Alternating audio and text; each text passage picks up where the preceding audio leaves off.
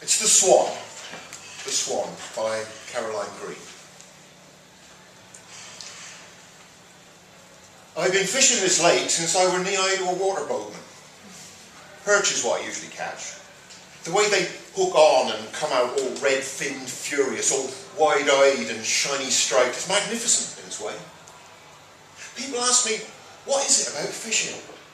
But as soon as I get into it, they turn away again, bored-like. Well, I've seen a thing lately that would keep them listening for a little while longer. There's a young girl been coming to the lake on the other side from where I sit. She can't see me, but I can see her. And she comes down to the water, dips her toes in, then her legs, strips off her clothes and goes right in. Happened a few times now. So I've been going fishing a lot more often, I don't mind admitting. The wildlife is gorgeous, I tell my wife. The birds, the swans. And I'm not the only one that's noticed. Mike comes down a lot more often too. Says nothing, but nods at me and sits further off beyond the reeds. I notice he's feeding the birds his bits of bread and bacon, what he usually puts on his hooks. He's not so much fishing as waiting to catch a glimpse. There's something else too. A big swan that comes in the evenings, ploughing up spray like he'll empty the lake. He stands up out of the water, flapping out his feathers, telling us he's top cob.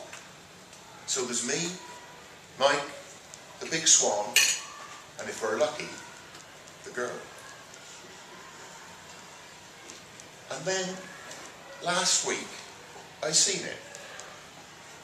Or thought I did. Just off in the reeds, the girl. And that big swan, on her, cloaking her with his wings, fanning them at her, hard, his feet sliding and clutching her. I can't be sure what I'm seeing. There's so much swan. And underneath, is she struggling? I couldn't tell. Well, not for sure. And so, well then, I couldn't tell. I didn't stay to fish, so I went back, stopped off at the pub, and Mike was there too, which was unusual. So I asked him, listen, Mike, you seen it then? Seen what? Today at the lake. Seen nothing, mate. Oh, come on, you're there as much as I am. Just zip it, keep quiet about it. But we should tell somebody. And then Mike steps up to me, right in my face, nose to nose, and pushes me sudden like, thump. Mike, who's never moved more quickly than it takes to give me a nod over from the far pitch at the lake. Mike, whose most excited speeches last all of 2 words, even when he's landed a record perch. I'm so surprised that I wobble backwards and my pint spills over me. I reach for the table and then the whole lot of us nearly come down. But I catch myself and lean forward again. And Mike is there, in my ear now. He whispers at me, teeth all gritted. Leave it to me, you bugger. But we've caused a commotion and the landlady says, Oi boys, not in here. Outside in the playground if you must. So I leave and I start to go home. But at the end of the street, right there, are 2 of those community support officers. So I go up to them. I tell them what I thought I saw. And they look at me, the beer soaking into my shirt, and they hear the story of a swan and a girl, and they just shrug and ask me where I'm headed and offer to escort me home. When my wife sees me, she asks me why I'm in the state I'm in, and starts to have a go at me. Oh, I can't be bothered, so I end up on the sofa. All night, I'm thinking about the girl and the flapping wings. And in the morning, I tell my wife I'm going fishing. How about I come too, she asks, the 1 in a millionth time she's shown any interest. It's still early enough for there to be mist on the water. And my wife, she's not even dressed. The lake's no place for a woman, I say, trying to make it sound like a joke. Not what I've heard, she says. Well, what do you mean? Rumour has it Mike has caught himself a little lady of the lake. Reckon I should check you haven't been catching any water nymphs of your own. Don't be daft, I answer, and I leave before she can say any more. Now I'm angry. Angry at Mike for his silent, secretive ways, for not telling me anything about it, after all the years we've been keeping each other company. I don't know what I expect to find at the lake, but I go through the motions of setting up my pitch. Get the hook and rod, bait and line, and I won't bore you with it. When across to the left of me, I hear something in the reeds. The mist is rising now, and there's a gentle ripple in the water. And I see her. She's naked again, and she reaches out from the shore. Her belly is pale and oval, and dips into the water as she enters the lake. She begins to swim to the other side, and I look to where she's headed, and I see Mike, and he's standing there under a tree, and he's holding a shotgun. Mike! I shout, but he raises the gun and points the barrel towards the lake, towards the girl, and I shout again, no, look out! As if I'm in a children's TV show. And then he swings to his left and fires into the reeds. I duck down, even though the gun wasn't aimed anywhere near me. And when I look back at the lake, the girl has disappeared. But out of the shallows, behind the reeds, 4 white swans rise up, their necks outstretched, their feet scrabbling at the water.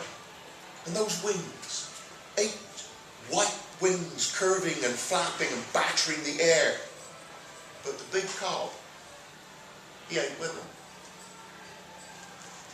I leave everything, the rod on my gear, and start running around where Mike is standing. It's boggy and slippery with mud, and the reeds block a full view to the further shore, so I can't be certain I'll find him in the same spot. But he is there, staring back to where I've come from. And now I can see that he's watching as the girl emerges from under the water, close to where she first slid in. She looks back for a moment at the two of us, and then disappears out of sight. I didn't get him, said Mike. He wasn't with the others. You have to stop, I say. There's other ways.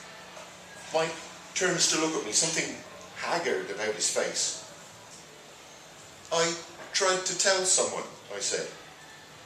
And how did that go? Mike says, knowing the answer. We stare back at the water. Then I say, there's another way again. My wife was suspicious, of course, catching me kneeling at the cupboard under the sink, ferreting amongst the bits and pieces there. Amazing the range of substances you can find in a few household bottles of cleaning fluids. That oven stuffer, take your face off. Anyhow, I spun her another yarn and found what I needed eventually. Mike got to work with it and came back down to the lake with his bread and bacon, made sure it all got within reach of the big cob. So, here we are, at the lake once more, watching the water, waiting. And then we see him, the swan, floating out from the reeds, trying to rise, but he falls back, lopsided, and flounders to right himself. He throws back his neck between his wings, head swinging from side to side, rubbing slime from his beak. His wing feathers are khaki, clogged, and I can hear something, a faint song, a call. I turn to Mike. What's that? I say. Layla? It ain't that, says Mike. It's lay-da. Lay-da. That's what he's singing. It's her name. Mike stares at the swan for a moment. It's flailing, failing, its body dragging lower in the water. Mike looks at me. He turns to go, but calls back over his shoulder. Forget this, he says. The important thing is, after today, we got the lake back in order. I ain't so sure. What can I tell people about fishing now? Do I say that I go to sit quietly to get away from it all? sounds harmless, but the truth ain't so harmless. Because I know, really, that the line and the bait and just a little bit of poison, they're all there in the water, waiting for something to stir.